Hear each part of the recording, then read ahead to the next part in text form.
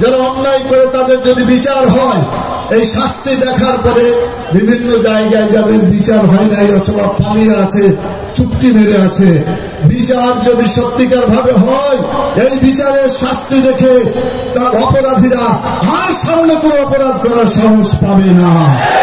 সেজন্যই আল্লাহ তাআলা বিচারের কথা বলেছেন।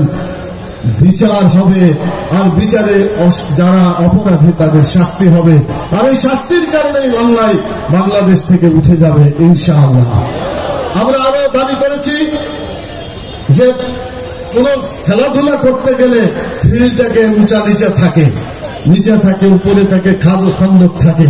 যদি সেটা এরকম কোন জায়গায় খেলাধুলা হয়, তাহলে সেখানে কি ইনসাফপূর্ণ খেলাধুলা হবে? হবে না। সেই জন্য আমরা পরিষ্কার বলতে চাই, নির্বাচনের যে মাঠ, সেই মাঠকে সমতল করতে হবে। অসমতল জায়গায় নির্বাচন করলে সত্যিকার নির্বাচন বাংলাদেশে অনুষ্ঠিত হবে না।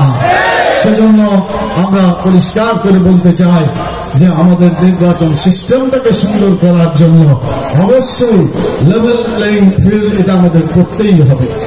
এরপর আমাদের দাবি রয়েছে, আপনারা জানেন, সেটা হলো যে সংস্কার করার জন্য আমরা বলেছিলাম অন্যায় যারা করেছে, জুলুম যারা করেছে, একদিকে যেমন বিচার হবে, অন্যদিকে প্রশাসনের মধ্যে কোন ধরনের অপরাধ যারা করেছে তাদেরকে এই রাষ্ট্র ব্যবস্থায় রাখা যাবে না।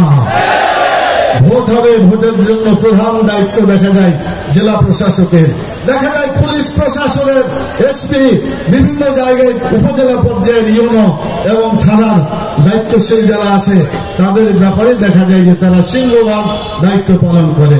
আমি আপনাদের জিজ্ঞেস করতে চাই, এই সমস্ত অপরাধ ব্যক্তি যারা অপরাধী, যারা এখন ক্ষমতায় আছে, বিভিন্ন জেলায় আছে, উপজেলায় আছে, এদেরকে রেখে নির্বাচন করে নির্বাচন কি সুষ্ঠুভাবে হতে পারবে? নির্বাচন সুষ্ঠু করার জন্য সংস্কারের মাধ্যমে আমাদের এটা করতেই হবে।